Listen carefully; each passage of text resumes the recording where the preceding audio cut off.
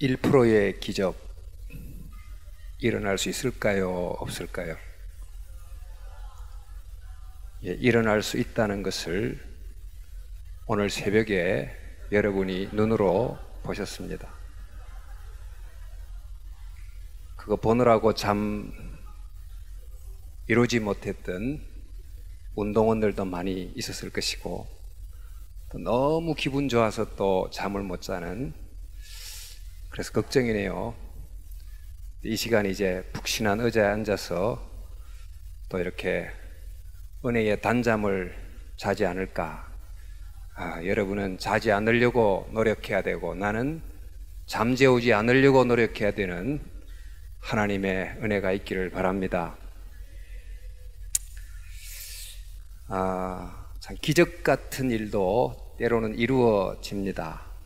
사실 금년 초에 남북 또 북미 회담은 70년 분단의 현실 속에서 일어날 수 있을까 생각했던, 그러나 어쨌든 물꼬가 트이기 시작했던 하나의 작은 기적의 시작이 됐습니다.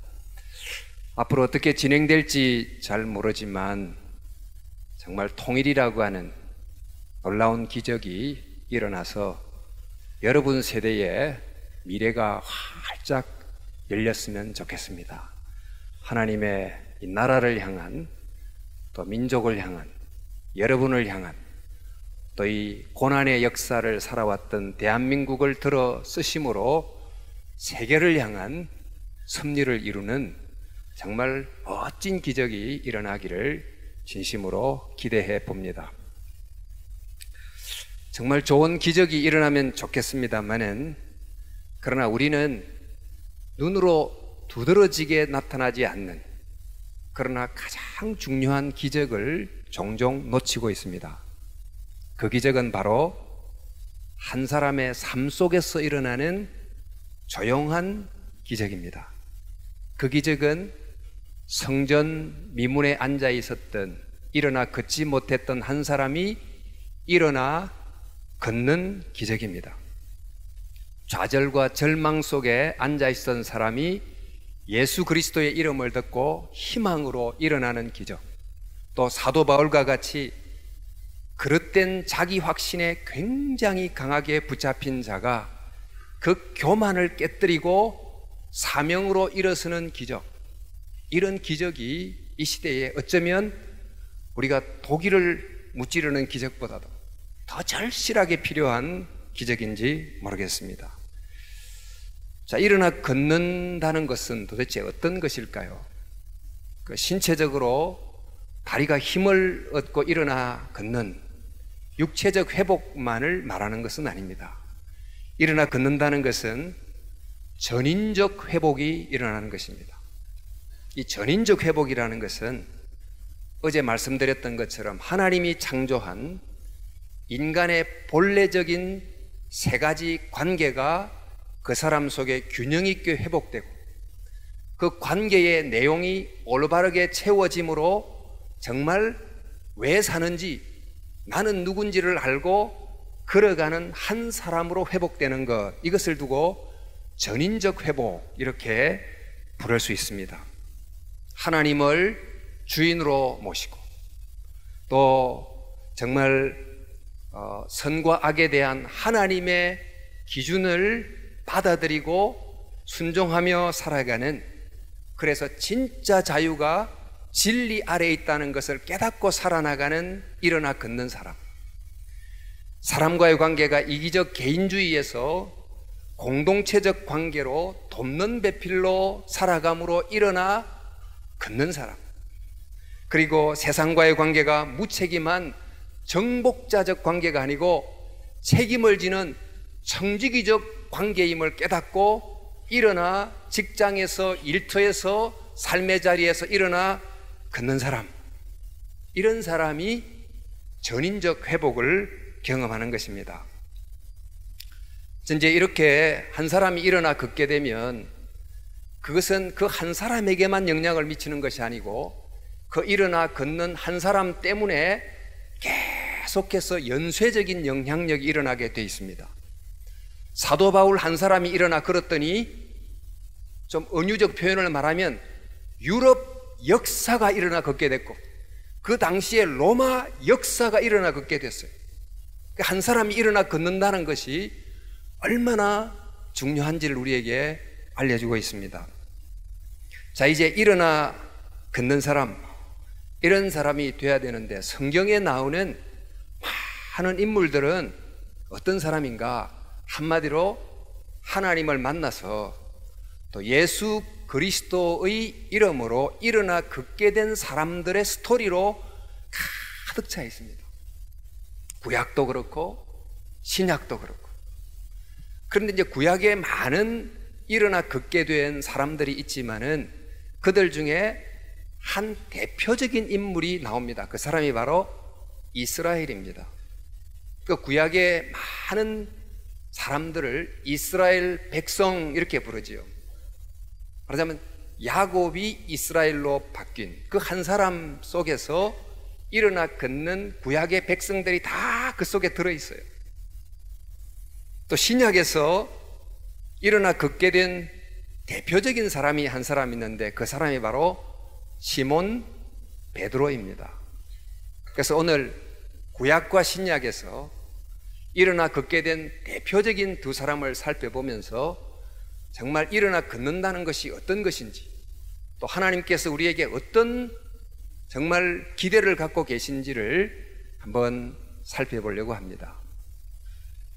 우리 야곱 이야기는 기본적으로 스토리를 알고 계실 텐데, 야곱이 태어날 때 쌍둥이였는데 차자로 태어났죠. 몇 초 차이로 차자가 돼요.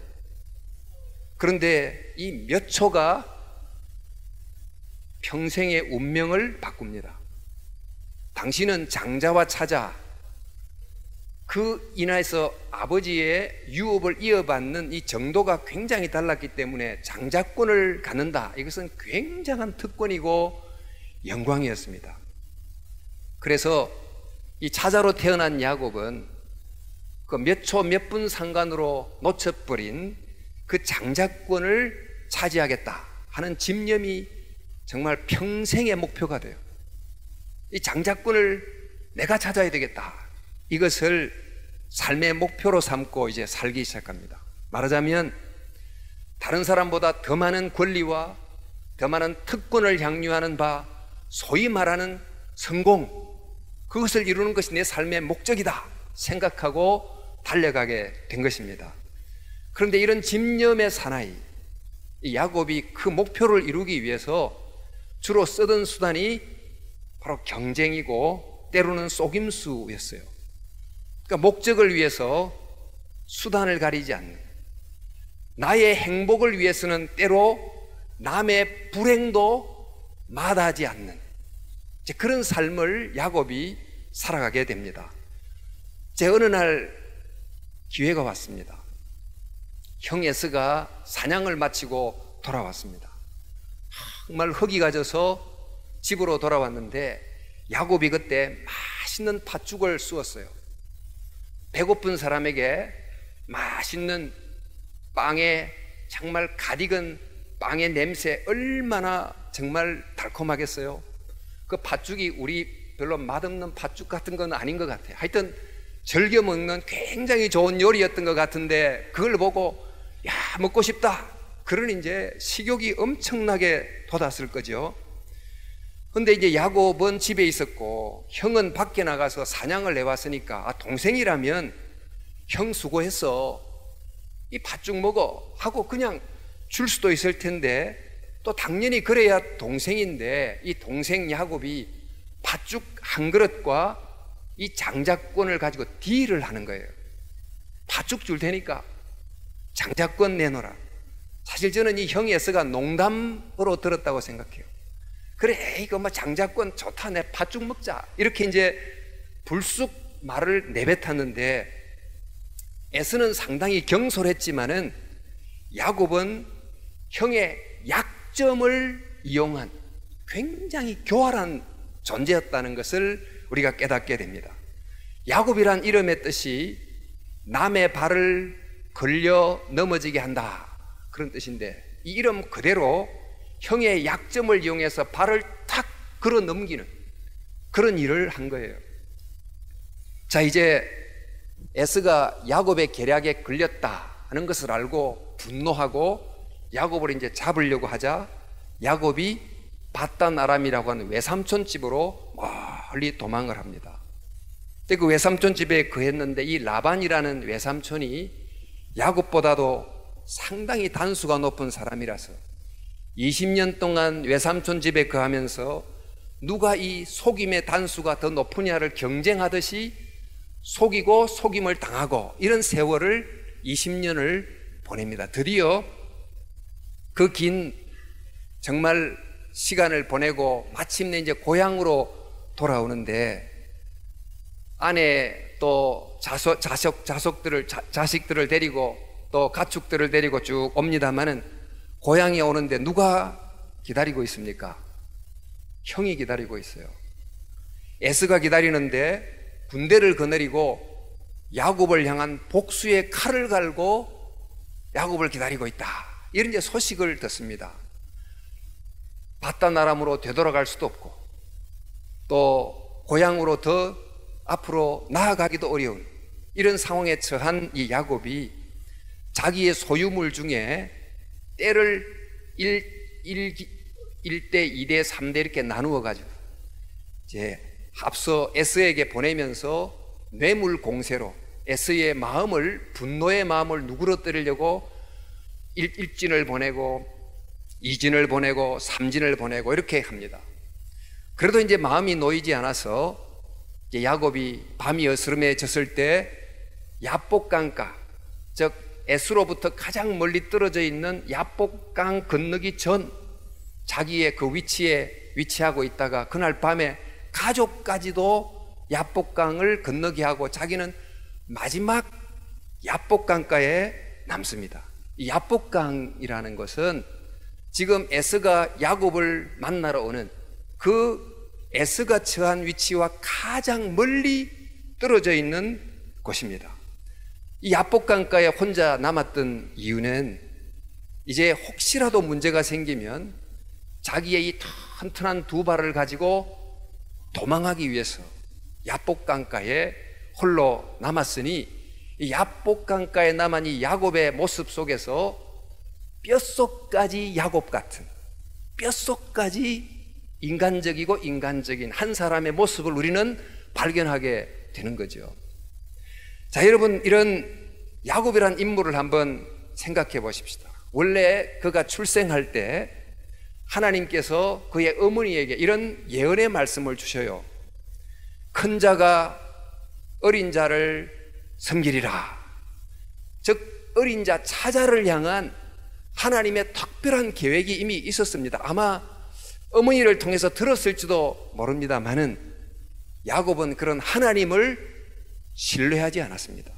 그러니까 하나님과의 관계가 바르게 세워지지 않았다 하는 거죠.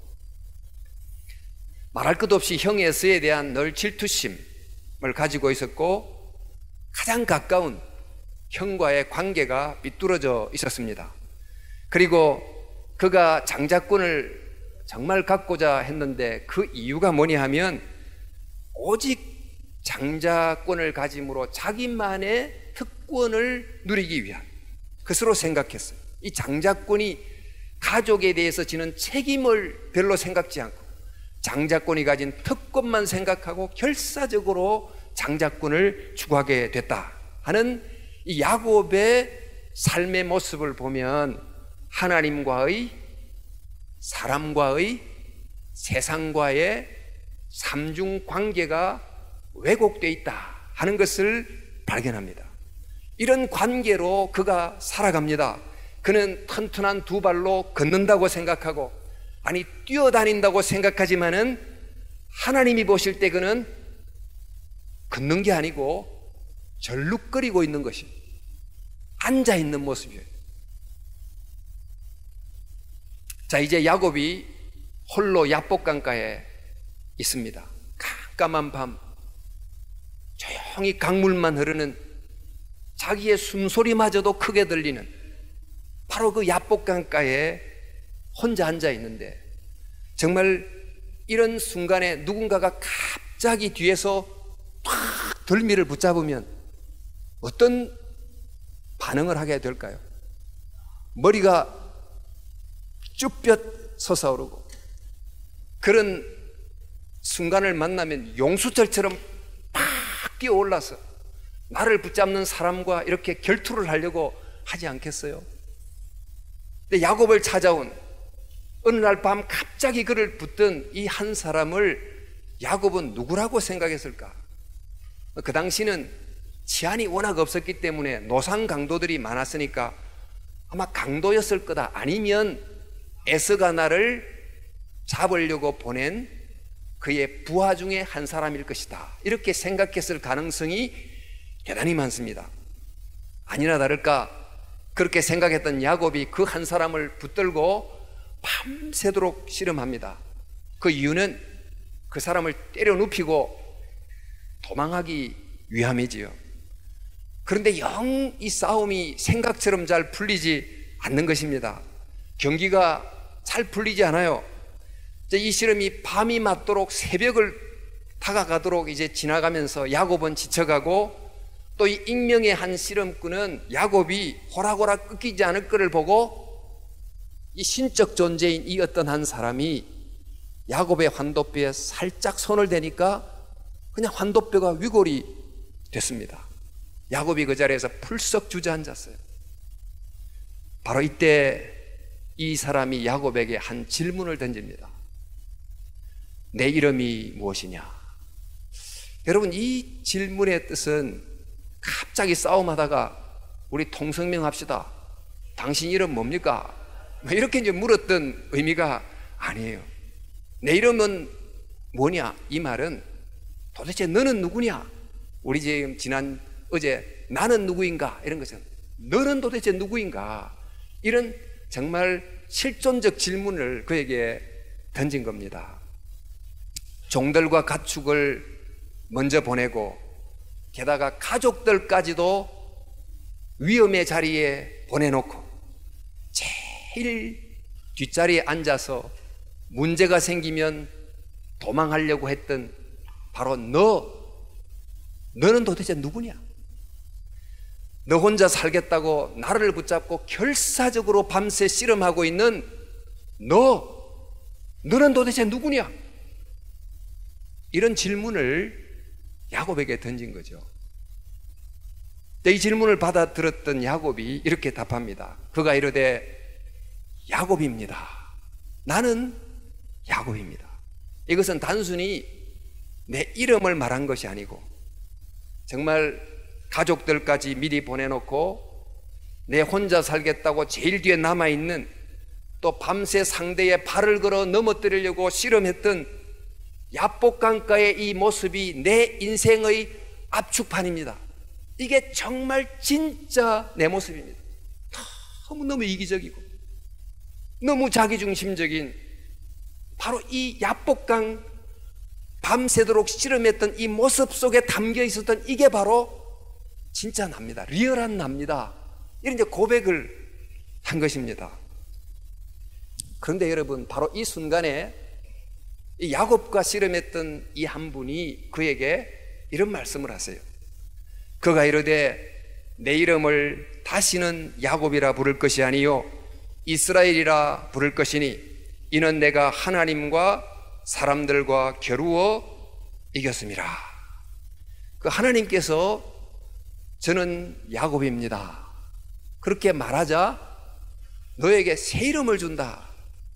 그 이름이 바로 이스라엘인데, 이스라엘이란 이름의 뜻은 내가 하나님과 사람과 겨루어 이겼다, 이런 이름이라는 거예요. 여러분 한번 생각해 보세요. 지금 누가 이겼습니까? 야곱이 이겼습니까? 익명의 씨름꾼이 이겼습니까? 그런데 이 사람이 야곱이 이겼다, 이렇게 선언을 하는 것입니다. 뭘 말할까요? 지금까지 자기를 주인으로 삼고 살던, 그래서 내가 내 인생의 주인이라고 살고 있던 야곱이 하나님, 제가 졌습니다. 제가 이제 하나님을 주인으로 모시겠습니다.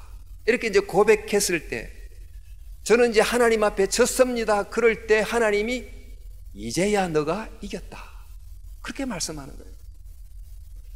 지금까지 선악과를 따먹으면서, 즉 하나님이 정한 선과 악의 하나님의 법을 어기면서 살 때 자유가 있다 생각하고 살아왔던 내가, 아니 하나님의 진리 아래 있을 때, 하나님의 법 안에 있을 때 참으로 자유롭다는 것을 제가 알게 됐습니다. 주님, 저는 주님 앞에 굴복합니다. 그럴 때 그래, 내가 이겼다. 너가 진짜 자유로운 자다. 이렇게 선언을 해주시는 것입니다.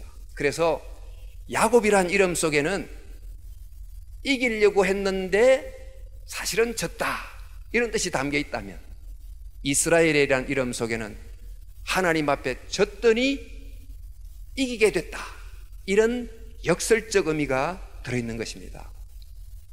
여러분, 야곱의 환도뼈가 꺾여졌지 않아요? 이 환도뼈는 지금 이 대퇴부 여기를 말하는데 이 힘의 상징입니다. 그러니까 남의 발을 걸려 넘어지게 만들었던 야곱의 이 육체적 자아의 힘, 이걸 상징하는 것이 환도뼈인데, 이것이 꺾이지 않았던 상태로 하나님께 불순종하고 남에 대해서 잘못 행동하고 이렇게 했던 환도뼈가 꺾이게 되자 야곱이 그때부터 쩔룩쩔룩하고 걷게 돼요. 근데 참 이 장면이 굉장히 심볼릭, 상징적인데, 하나님 앞에 환도뼈가 꺾이지 않은 채로, 즉 하나님께 정말 그의 주대심을 고백하고 순종하지 않는 채로 걷는 이 걸음은 인간적인 눈으로 보면 분명히 걷는 건데, 하나님이 볼 때는 쩔룩거리는 것이고, 하나님 앞에 환도뼈가 꺾여지면서 쩔룩거리면서 걷는 바로 그 모습은 영적으로 볼 때 진짜 걷는 거라는 거예요. 그러니까 야곱 속에 정말 이런 회복이, 하나님과의 관계의 회복이 일어나게 됐어요. 그러니까 이스라엘이라는 이름을 부여받게 됐다는 거죠. 드디어 이제 야곱이 눈을 들어서 보니까 저만치서 에스가 400명 군사를 거느리고 자기를 향해서 오고 있습니다. 이전에는 종들을 앞서 보내고 가축을 앞서 보내고 자기 가족들을 앞서 보내다가 이제는 그들을 앞서서 쩔룩거리면서 모든 그 가족과 종들 앞서서 자기가 제일 앞에서 에스를 만나러 갑니다. 이것은 모든 것을 다 맡긴 거예요. 에스가 죽이려면 어쩔 수가 없다. 백기를 들고 에스 앞으로 지금 나가고 있다고 할 수 있습니다. 누가 이긴 겁니까? 이제 야곱이 졌어요. 에스가 이긴 겁니다. 그런데 하나님께서 이스라엘이라는 이름을 주시면서 하신 말씀이, 이는 내가 하나님과 사람과 겨루어 이겼다 하면서 야곱의 승리를 선언하는 것입니다.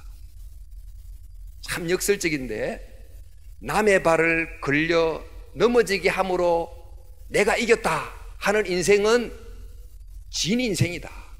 그러나 넘어진 사람을 일으켜 세우는 인생은 진짜 이긴 인생이다. 이런 말씀을 이 이름을 통해서 우리에게 주는 것입니다. 이제 이렇게 무장해제하고 절룩거리면서 에스 앞으로 다가오는 야곱을 본 에스가 그를 맞이해서 목을 껴안고 어금만고 웁니다. 정말 상대를 이기기 위해서 계략을 품지 않고 순수한 마음으로 그를 섬기려고 나가는 사람에게는 정말 감동이 있고 회복이 있다는 거죠. 에스는 아마도 야곱이 자자로서 겪었을 그 마음의 고통을, 하나님을 먼저 만났던, 하나님의 얼굴을 봤던 변화된 야곱의 얼굴 속에서 아마 그 모습을 읽었을지 모르고, 또 이 야곱은 하나님을 만난 이후에 차자인 야곱 자기 때문에 오랫동안 마음을 정말 속썩였던, 괴로움 가운데 분노의 세월을 보냈을 에스의 마음을 이해하면서 두 사람이 회복이 돼요. 그래서 오늘 이 말씀에 보면 내가 형님의 얼굴을 배운 적 하나님의 얼굴을 보는 듯 합니다. 그러니까 우리 이제 창세기 어제 공부할 때 남자와 여자가 다 하나님의 형상으로 창조됐다. 남자와 여자가 서로 다르지만 서로를 하나님의 형상으로 보는 인간 올바른 관계가 필요하다고 했던 것처럼 서로 원수의 모습으로 봤던 애굽과 에서와 야곱이 서로를 하나님의 얼굴로 봄으로 회복된 이해하고 용서하는 사람과의 관계가 이루어지게 된 것입니다. 자, 이제 세월이 한참 흐릅니다. 야곱이 드디어 기근 때문에 요셉이 총리로 다스리고 있는 애굽 땅까지 내려가게 됩니다.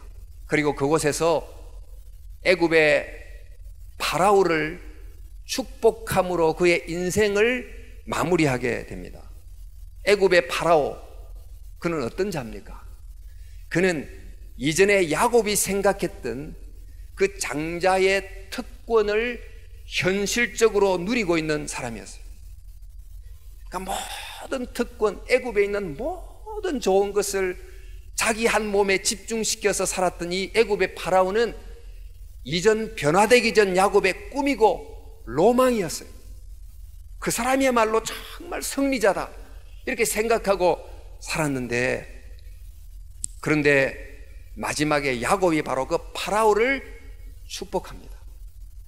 여러분, 아마 이 축복할 때 이 파라오가 더 복을 받아라 이렇게 축복했다기보다 정말 지극히 애굽적인 바로 이 인간 파라오가 회복되기를 아마 기도하지 않았을까 생각합니다만은, 핵심은 야곱이 더 이상 파라오를 부러워하지 않는다는 거예요. 나는 제 애굽의 파라오와 같은 이른바 성공했다는 사람을 진짜 성공이라고 생각하지 않는다. 나는 그 사람을 부러워하지 않는다. 오히려 그를 축복하는 축복의 통로가 되므로 더 많이 가지는 장자가 아닌 더 많이 베푸는 장자가 되므로 진짜 장자가 어떤 존재인지를 마지막 깨닫고 인생을 마무리합니다. 이 세상을 살아가면서 정말 내가 소위 성공이라고 하는 것, 또 나만을 위한 이기적 특권을 최대한 향유하는 것, 이것을 성공으로 생각하고 산다는 것은 진짜 세상과의 바른 관계를 따라 사는 것이 아니죠. 그러니까 야곱에서 본 것처럼 가진 자와 배운 자가 져야 될 책임에 대해서 새롭게 생각하고 세상의 복의 통로로 살다가 가는 것이야말로 세상과의 바른 관계고 하나님이 보실 때 진짜 성공이라고 생각하고 걸어가는 삶, 이런 삶을 야곱이 마지막 걸어간 것입니다. 한번 보세요. 변화된 이스라엘에게서 뭘 봅니까? 먼저 하나님께 순종함으로 회복된 하나님과의 관계를 봅니다. 에서와 화해함으로 회복된 사람과의 관계를 봅니다. 장자권을 바르게 이해함으로 회복된 세상과의 관계를 봅니다. 이 인간의 삶을 이루는 하나님과 사람과 세상과의 바른 관계가 회복되었을 때 비로소 야곱은 이스라엘이 된 것입니다. 비로소 그는 일어나 걷게 된 것입니다. 이스라엘이라고 하는 새로운 이름 속에 정말 하나님의 말씀 안에서 너가 누구냐, 하나님의 말씀의 틀 안에서 어떻게 살아야 되는지를 우리에게 알려주고 있다는 것입니다.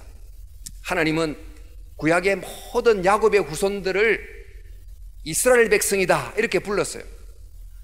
모든 사람이 다, 사실 이스라엘은 야곱이란 개인에게 주은 이름인데 야곱의 모든 후손들을 다 이스라엘 백성이라 이렇게 불렀던 이유는 사람은 다 야곱과 같은 존재인데 야곱과 같은 존재들이 영적인 야복강을 경험함으로 새롭게 변화된 이스라엘이 되어야 된다.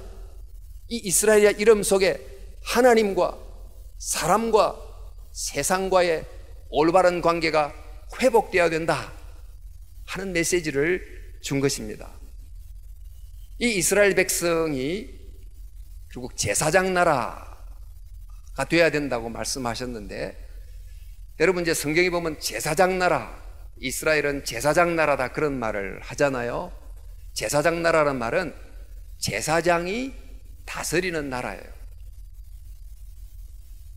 대부분의 그 고대 근동의 나라들은 왕이 다스리는 나라, 즉 왕이 힘을 가지고 다스리는 힘이 정의가 된 나라였습니다마는 제사장이 다스린단 말은 하나님의 말씀과 정의가 힘이 되는, 또 겸손이 힘이 되는, 하나님의 진리가 진짜 힘이 되는, 그것이 다스리는 나라가 제사장 나라다는 뜻입니다. 그러니까 이스라엘 백성이 걸어가야 될 올바른 하나님과의 관계를 말해주는 거죠. 또 이스라엘 백성은 왕 한 개인을 중심으로 이루어진 왕정 체계가 원래 아니었습니다.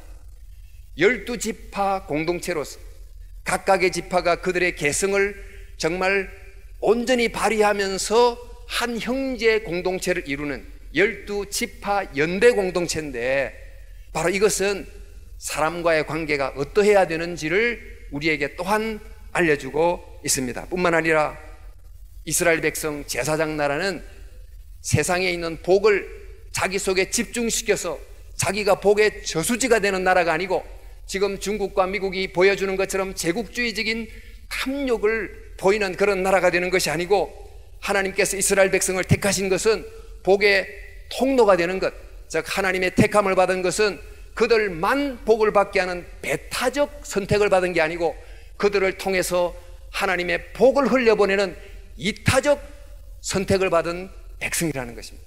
자, 이것을 통해서 우리는 하나님과의, 이웃과의, 세상과의 바른 관계가 회복된 제사장 나라 백성이 되기를 원하셨다 하는 것을 깨닫게 되는 것입니다.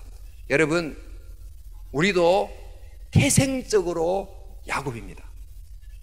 우리를 향한 하나님의 계획이 있지만은 만족하지 못하거나 믿지 못하거나 내 마음대로 살려고 하는 나는 야곱이에요.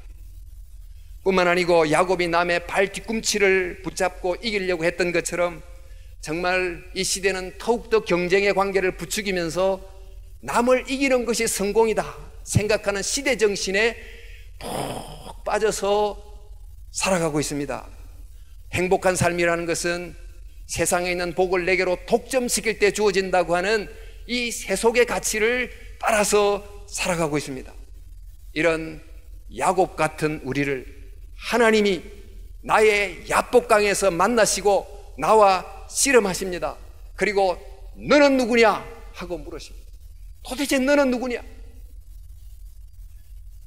우리는 하나님과 싸워 이기려고 하지만은, 그러나 나의 야복강에서 하나님께 항복하고 하나님의 주대심을 인정하고 하나님 제가 졌습니다 고백함으로 자존심의 환도뼈가 꺾여지고 내 주장의 환도뼈가 꺾여지고 내 교만의 환도뼈가 꺾여질 때 하나님께서 나에게 뉴 네임, 새로운 이름을 주시면서 너는 이스라엘이다, 너는 구원받았다, 너는 하나님의 자녀다, 너가 인제 이겼다, 하나님을 얻었다, 너는 이제 하나님을 얻음으로 하나님에게 속한 놀라운 유업을 얻은 하나님의 자녀다, 이렇게 선언을 해주시는 것입니다.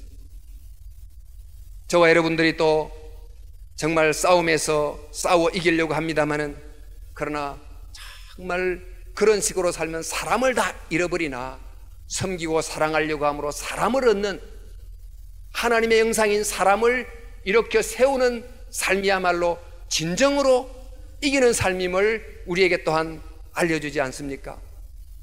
이런 이야기가 있습니다.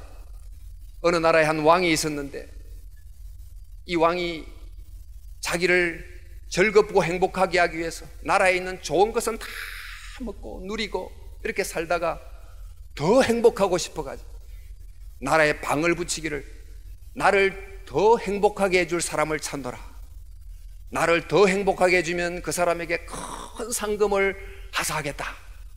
많은 사람들이 왕 앞에 와서 쇼도 하고 개그 콘서트도 하고, 그래도 왕이 다 시들해가지고 이게 뭘 재미없네. 그런데 한 어린 소녀가 와가지고, 왕이여, 왕은 절대로 행복할 수가 없습니다. 왕이 놀래가지고, 왜냐? 남을 행복하게 하지 않는 자는 자기가 결코 행복할 수 없습니다. 뭐 그런 말을 했다는 이야기가 있어요. 그래요, 여러분, 하나님은 정말 야곱 같은 우리를 바꾸어서 우리의 존재의 세 가지 관계를 원형으로 회복시킴으로 이스라엘이 되게 하시는 것입니다. 위로 하나님을 공경하고 옆으로 사람을 사랑하고 아래로 내 삶에 정말 청지기적 사명을 깨닫고 살아가는 이런 일어나 걷는 사람이 되게 하기를 원하는 것입니다. 저와 여러분이 바로 이런 야곱 같은 우리에서 이스라엘로 변화되는 놀라운 역사가 있기를 주님의 이름으로 축원합니다. 자, 구약에서 하나님이 야곱에게 이스라엘이라고 하는 새 이름을 줬다면 신약에서는 시몬에게 베드로라는 새 이름을 주셨습니다. 야곱의 후손들이 집단적으로 이스라엘 백성이라고 통칭 부름을 받았다면 신약의 성도들은 영적으로 베드로란 이름을 받았다고도 할 수 있습니다. 여러분, 이제 이 시몬이 베드로가 됐는데 이 시몬이 어떤 사람입니까? 시몬이 시몬, 시몬은 갈대란 뜻이다. 그러니까 하나님이 갈대 같은 시몬에게 베드로, 반석이란 이름을 주므로 좀 갈대처럼 흔들리지 말아라, 그런 의미를 말씀하셨다. 이렇게 이제 푸는 사람도 있습니다만은 이 시몬은 구약의 시므온이에요. 시므온. 그러니까 시므온은 잘 듣다, 그런 뜻이에요.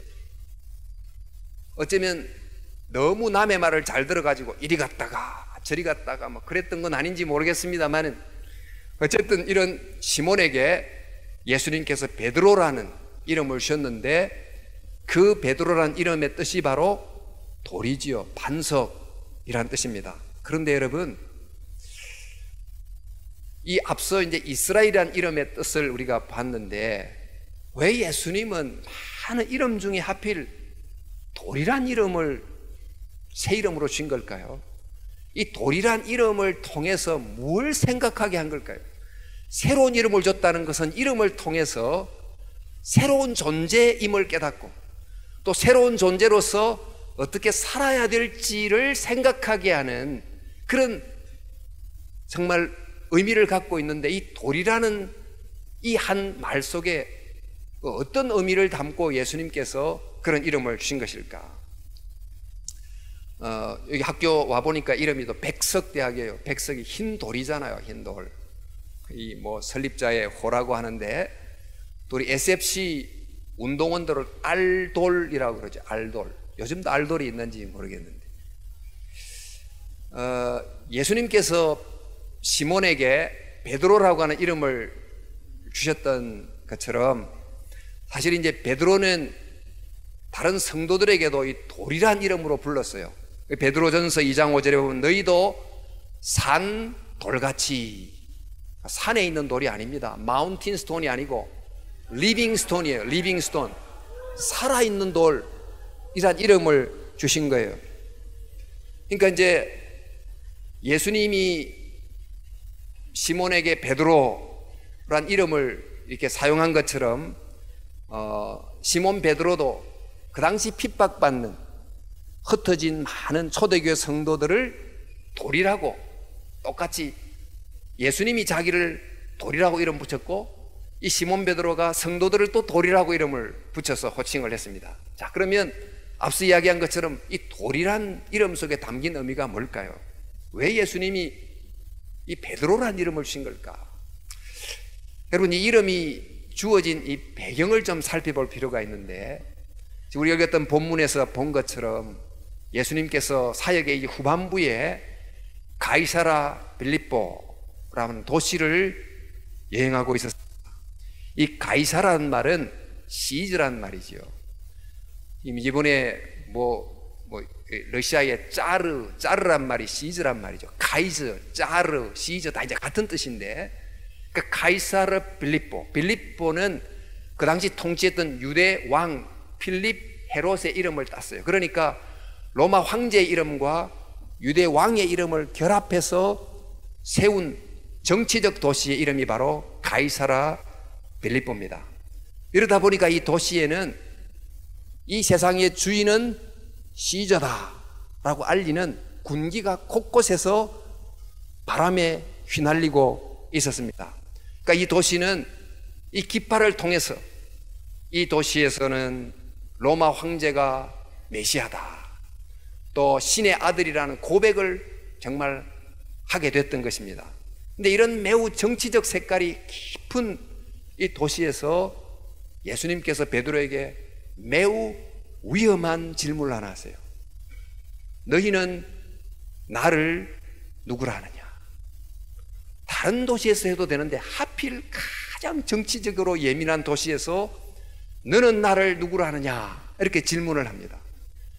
그때 이제 베드로가 또 굉장히 위험한 답을 합니다. 주는 그리스도시요 살아계신 하나님의 아들입니다. 이 말은 시저가 구세주요, 시저가 신이 보낸 아들이다 라고 정치적으로 정말 고백해야 되는 바로 도시에서 시몬은 시저가 구세주가 아니고 예수님이 구세주입니다. 시저가 신의 아들이 아니고 예수 그리스도 당신이 신의 아들입니다. 이렇게 고백을 한 거죠. 이 고백이 어떤 의미를 지니고 있습니까?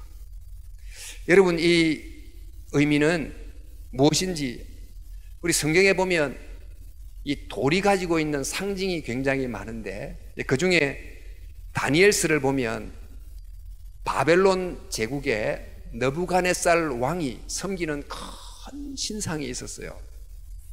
그런데 그가 꿈을 꾸던 중에 꿈속에 거대한 신상이 하늘에서 날아온 돌 하나가, 그걸 이제 떠인 돌이라고 합니다.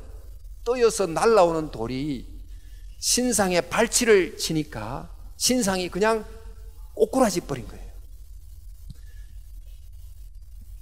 사람들은 이 바벨론 제국에서 사람들은 이 신상 앞에 설 때마다 이 거대한 신상에 압도가 돼가지고 이 신이 세상을 정말 영원히 통치하는 존재라고 믿고, 또 느부갓네살 왕은 바로 그 신이 보낸 신의 대리 통치자다 이렇게 이제 믿으면서 그 신의 종교가 곧 바벨론 제국의 정치적 이념의 기초가 됐어요.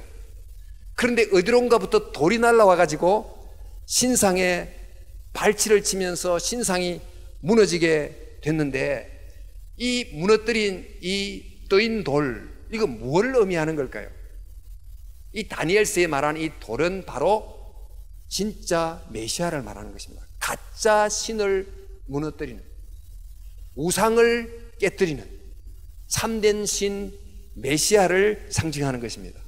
자, 그렇다면 지금 이 정치적 도시에서 주는 그리스도시요 하고 고백했던 신앙 고백은 어떤 의미를 지닐까요?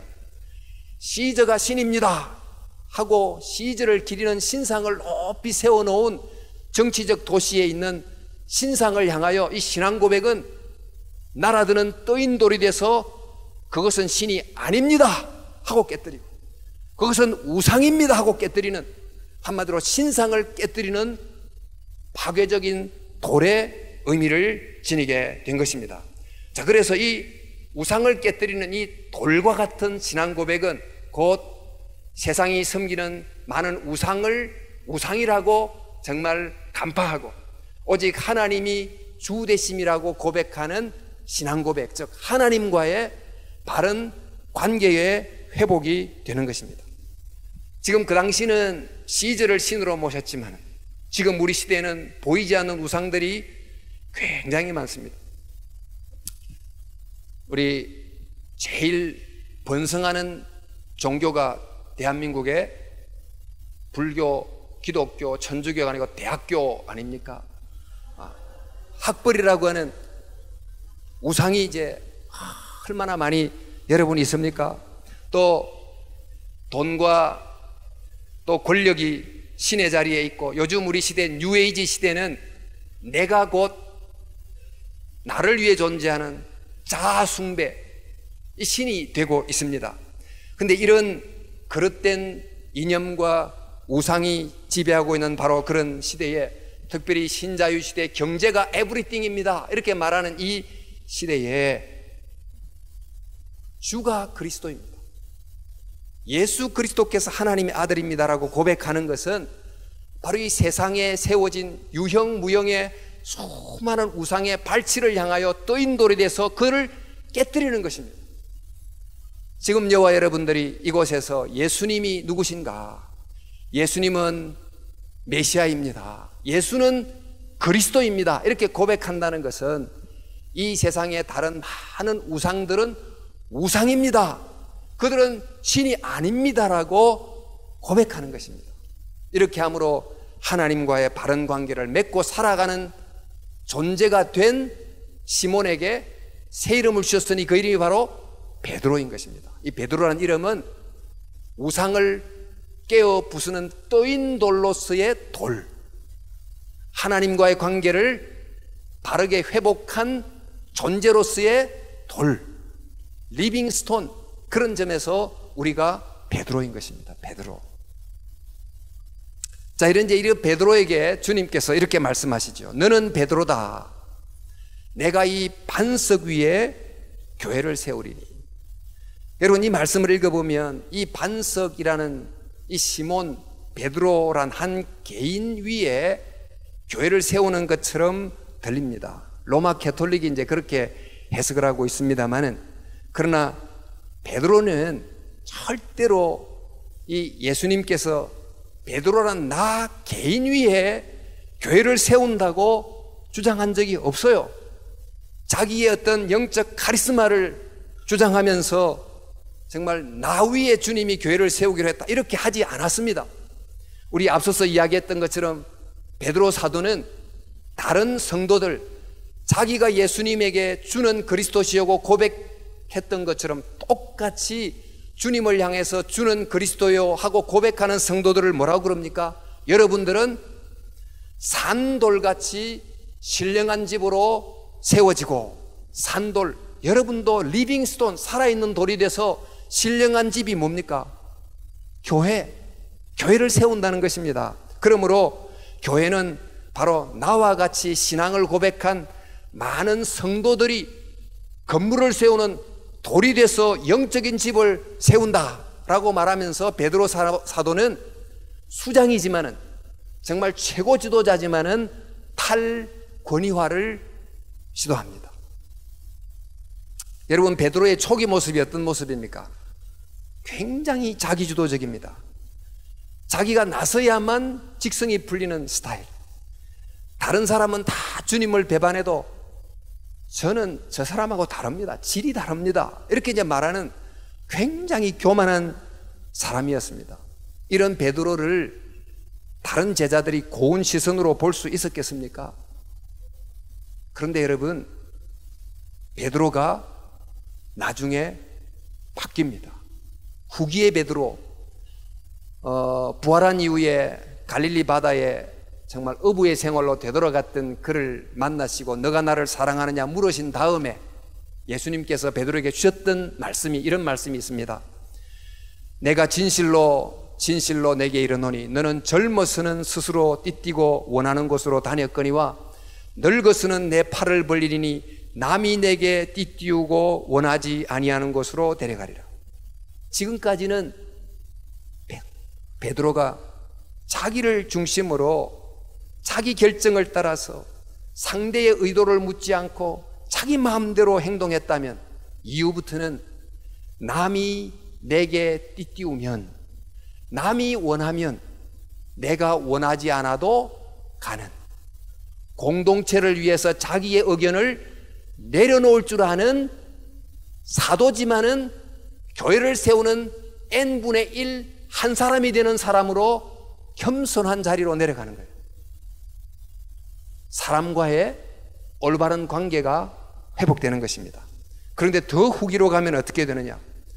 여러분, 베드로 사도가 늘 교회를 다니면서 설교를 했는데, 그 당시는 신약이 잘 기록이 되지 않았을 때 구약을 가지고 주로 설교를 했습니다마는, 그때 사도 베드로의 설교를 들었던 사람들이 베드로에 관해서 기억했던 바가 뭐냐? 베드로가 정말 최고 지도자다 보니까 자기의 좋은 면을 자꾸 알릴 수도 있었겠지만, 베드로는 앞에 설 때마다 자기의 실패를 계속 고백했어요. 야곱이 야복강가에서 환도뼈가 부러진 것처럼 베드로는 예수님을 3번 부인하는 사건을 통해서 영적 환도뼈가 한번 부러진 사람이에요. 바로 이러한 실패의 장면을 계속 고백하면서 저는 이런 사람입니다 하고 고백을 했어요. 여러분, 우리 복음서, 사복음서에 보면, 마태, 마가, 누가, 요한에 보면 베드로에 관해서, 베드로의 이 예수님을 부인하는 장면이 다 기록이 되어 있어요. 만약 사도 베드로가 이 자기의 실수를 한 번도 성도들 앞에서 고백하지 않았다면 예수님의 기록을 기록하는 마태, 마가, 누가, 요한이 그것을 알고 기록했겠습니까? 사복음서에 이 기록이 다 공이 나온다는 것은 베드로가 최고 지도자였지만 자기의 부족한 점, 자기의 연약한 점, 자기의 실패한 점을 고백하는 겸손한 자로 살았다는 것을 우리에게 알려주는 것입니다. 사도 베드로를 통해서 인간과의 겸손한 올바른 관계가 회복됐다는 것을 우리에게 알려주는 거지요. 자, 이렇게 이제 신앙을 고백한 성도들이 함께 모여서 주님의 교회를 세웁니다. 신령한 집인 교회를 세웁니다. 근데 주님이 말씀하시기를 이 반석 위에 내가 내 교회를 세우리니 음부의 권세가 이기지 못하리라 그랬습니다. 여러분, 여기 음부의 권세가 이기지 못한다. 이 권세란 말은 이 성경 보면 이 1번 해놓고 밑에 각주가 있는데 그 뭐냐, 문이에요. 문. 음부의 문입니다. 그러니까 지금 이 세상은 음부의 문이 열려서, 지옥의 문이 열려서 지옥에 있는 많은 죄와 악과 절망 같은 것들이 홍수처럼 밀어닥치고 있었다는 것입니다. 그런데 이제 주님이 교회를 세우는데 정말 신앙을 고백한 사람들로 그를 산돌로 삼아서 교회를 세우는데 그 교회를 어디에 세우느냐? 세상 한복판에 세우는데 그 세상 한복판은 어떤 곳이냐? 음부의 문이 열려가지고 그 속에서 나오는 것들이 거대한 탕류가 돼서 그 탕류에 의해서 휩쓸려 가지 않는 개인이 없고 휩쓸려 가지 않는 공동체도 없는 정말 죄악의 물결이 도도하게 흐르는 바로 그 세상의 한복판에 주님의 교회를 세운다는 것입니다. 우리 반지의 제왕 보면 우리 오르크라고 하는 지하의 어떤 흉측한 괴물들이 문이 쫙 열리니까 막 밀려 쏟아져 나오듯이 음부의 문이 열려자 그 속에 속한 정말 더러운 것들이 흘러나와가지고 이 세상에 얼마나 곳곳에 차고 넘치고 있습니까?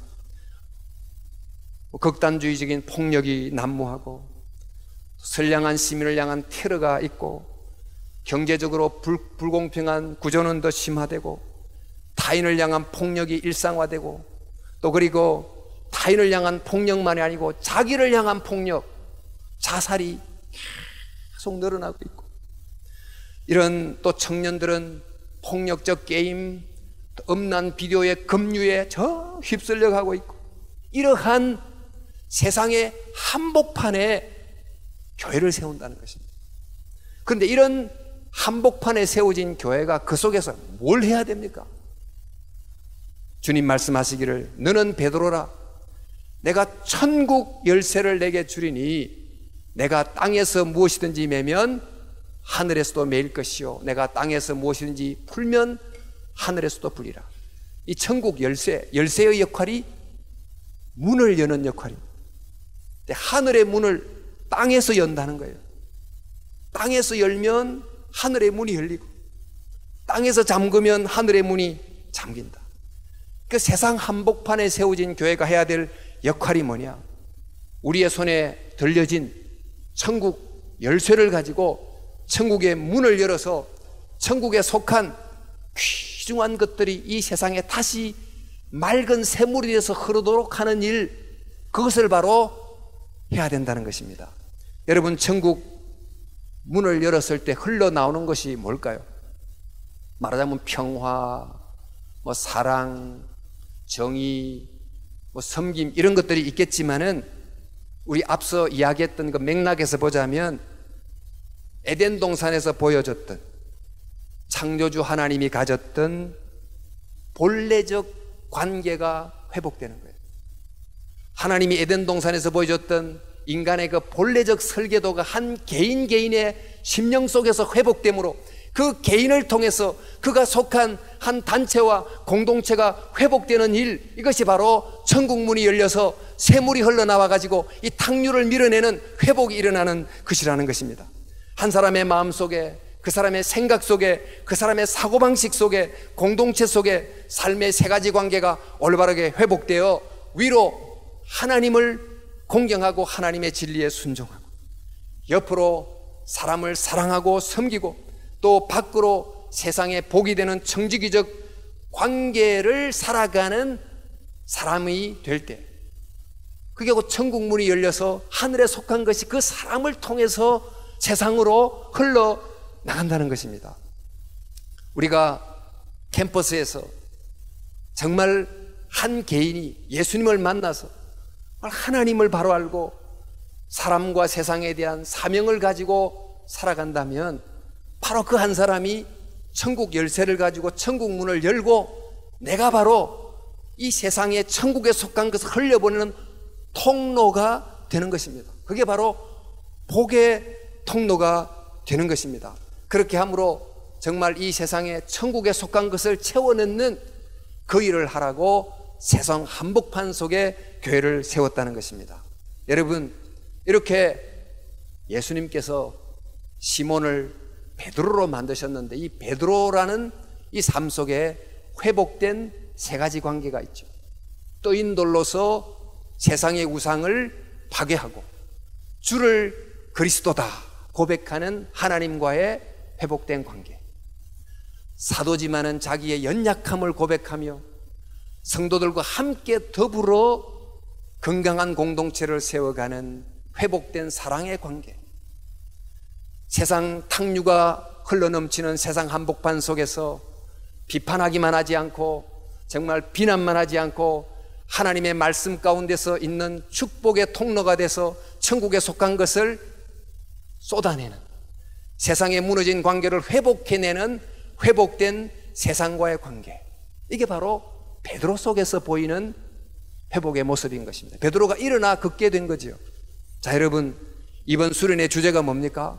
주여, 우리는 무엇을 하리까? 우리가 뭘 해야 될까요? 성전 미문에 앉아있는 한 사람 이야기를 나눴습니다마는 그에게 주님이 뭘 하라고 하십니까?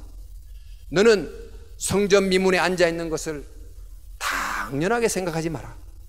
그것을 너의 운명으로 받아들이지 마라.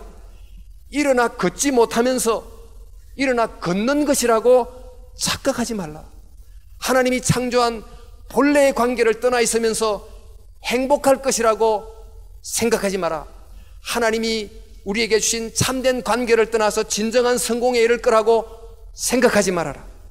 너는 너를 일어나 걷지 못하게 하는 것이 무엇인지를 발견하라. 그것이 너의 안에 있다면 그것이 뭔지, 너의 밖에 있다면 그것이 뭔지를 발견하라.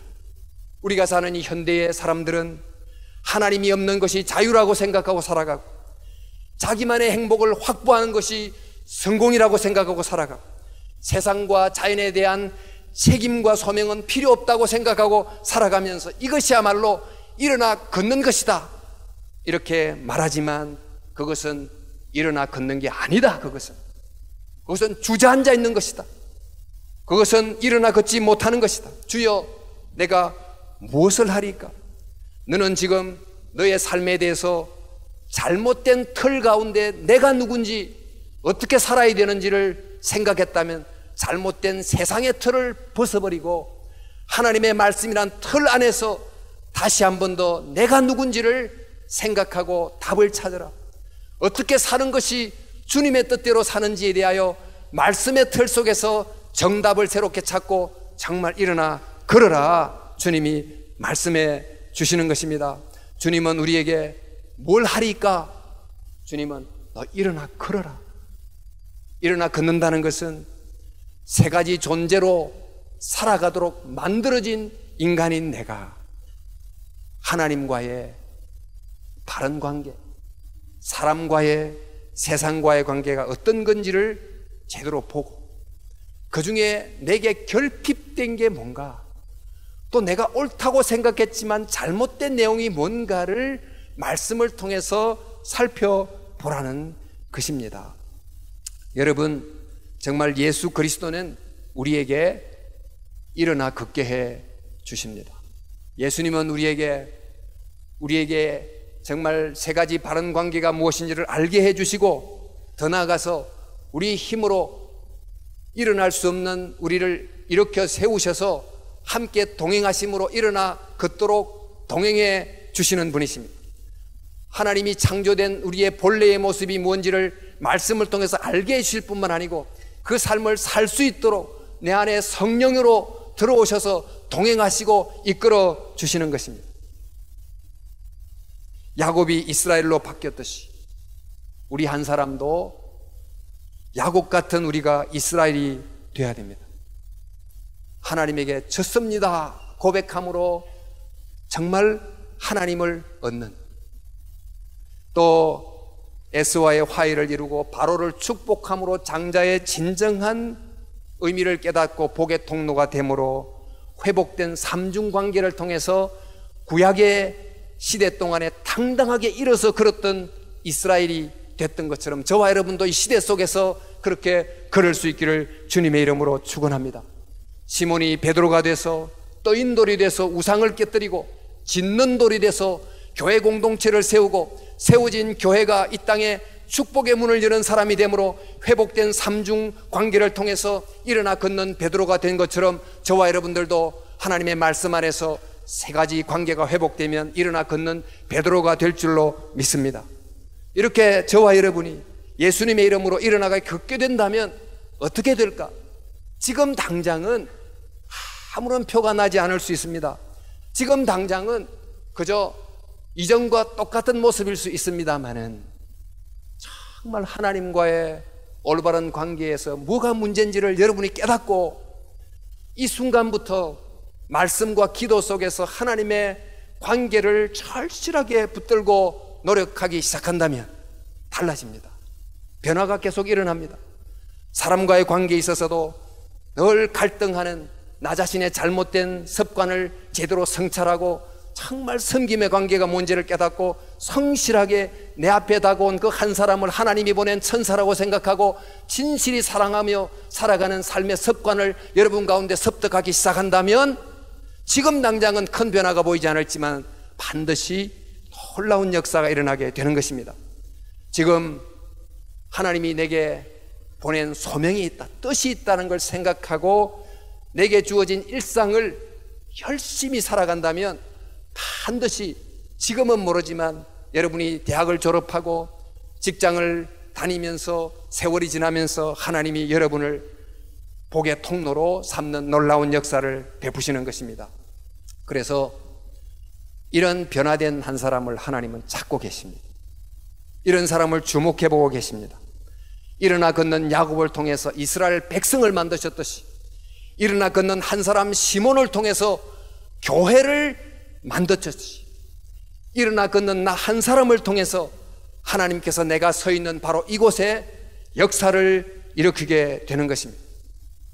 내가 변화된 한 사람으로 펄럭이는 작은 나비의 날개짓이 마침내 내가 서 있는 곳에 태풍을 일으키는 놀라운 역사가 있게 될 줄로 믿습니다. 사랑하는 학생신앙운동원 여러분, 우리가 무엇을 해야 됩니까? 주 예수 그리스도의 이름으로 일어나 걸으시기를 바랍니다. 주님, 정말 일어나 걷는 것이 무엇입니까? 바른 관계가 무엇입니까?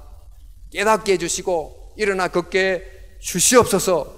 이렇게 기도하고 나아가면 여러분의 마음을 하시고 기도를 들으시고 정말 여러분을 한 사람의 이스라엘로, 한 사람의 베드로로 만들어서 여러분이 있는 곳에서 여러분을 통해서 하나님의 놀라운 역사를 이루실 줄로 믿습니다. 이런 은혜가 이곳에 참석한 여러분 모두를 통해서 일어나기를 주 예수님의 이름으로 축복합니다. 함께 한번 기도하겠습니다.